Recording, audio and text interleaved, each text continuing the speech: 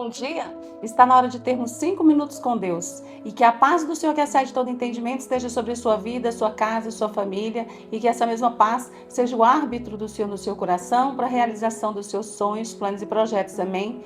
Hoje eu gostaria de falar com você sobre a importância de selecionarmos as pessoas que estão ao nosso redor. Pessoas que são sábias, elas vão nos edificar, e as pessoas tolas, elas podem nos prejudicar. E isso fala no livro de Provérbios, capítulo 12, versículo 16, que diz o seguinte: o justo dá bons conselhos a seus amigos, mas os perversos os desencaminham. Quando nós paramos para observar, muitas pessoas, elas, por melhor que elas sejam, algumas conseguem caminhar bem e outras se esforçam e não conseguem se desenvolver, não conseguem ter sucesso, não conseguem ter um bom resultado. E muitas vezes não tem muito a ver com ela mesma, mas sim com as pessoas que a rodeiam.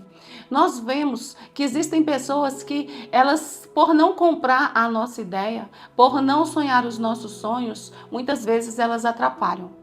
E outras pessoas, às vezes, têm muito boa vontade, até querem que a gente faça muitas coisas, mas essas pessoas não estão na nossa pele, então o risco elas não correm. E quem corre o risco é quem segue os conselhos dela.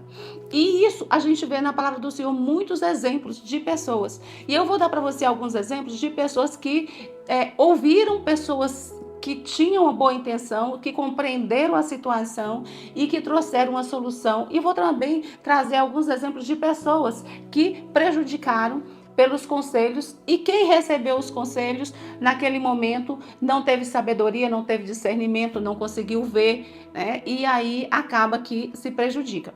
Então, primeiro eu vou falar dos maus conselhos, para que os bons conselhos fiquem na sua memória, amém? Então, vou te falar, a primeira pessoa, teve um rei que ele chamou Roboão, ele era filho do rei Salomão. E quando o seu pai morre, que ele assume o reino, então os conselheiros do pai vai dar conselho a ele, mas ele prefere ouvir os amigos. E os amigos dizem que não, que ele tem que aumentar imposto, ele tem que taxar, ele tem que apertar o povo. E eles até dizem assim, falam um termo muito, muito forte, né? Que ele diz assim, que o dedo mindinho dele era mais grosso do que a cintura do pai. Ou seja, ele seria muito duro com o povo. Resultado, rebelião. E aí o reino dele se foi, ele perdeu. A gente vê um casal onde eles venderam um terreno, né, um imóvel que eles tinham, e naquela época tudo que eles vendiam eles partilhavam para que a igreja do Senhor crescesse. E esse casal resolve, o marido diz à mulher que vai dizer que um valor é menor para não ter que dar a oferta que eles dariam, né, dá menos, e a mulher vai e acompanha o marido. Ou seja, o marido mente, orienta a mulher a confirmar a mentira, resultado, morrem os dois, porque os dois estavam mentindo era uma mentira para o Espírito Santo, não era nem a mentira para o povo, porque eles não precisavam de dar, mas quando eles mentiram para o Espírito Santo. Também teve um homem que ele chamava Aitofel, esse homem ele era um conselheiro de Davi. Então tudo que Davi fazia, ele era acompanhado por esse homem que durante muito tempo esteve com ele, mas vai chegar um determinado momento em que esse homem vai passar para o lado do filho de Davi e vai trair. Então a gente consegue ver que pessoas que vão trazendo, ensinando, orientando, né, com base na mentira, no autoritarismo, na soberba, no orgulho, na prepotência, na arrogância, e isso vai fazendo com que as pessoas vão caminhando cada vez mais para o lado errado e se contaminando pelo erro. Mas também nós temos bons exemplos. Nós temos o sogro de Moisés, Jetro, que chega para Moisés e fala assim: olha, esse povo é muito para você cuidar deles, divide em equipes, né, e coloca vários líderes. E isso daí ele ensinou ele a liderar, trouxe sabedoria para ele e aliviou para Moisés a carga que ele carregava de administrar todo aquele povo.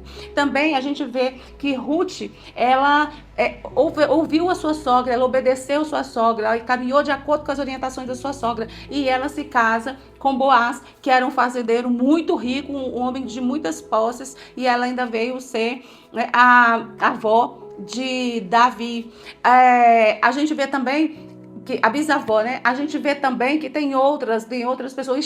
Esther foi aconselhada pelo seu primo, né, Mordecai, e esse homem instigou nela coragem para falar com o rei, e nisso libertou o povo. Então a gente consegue ver que há muitos exemplos, e a gente precisa de ter cuidado com quem a gente está se acompanhando.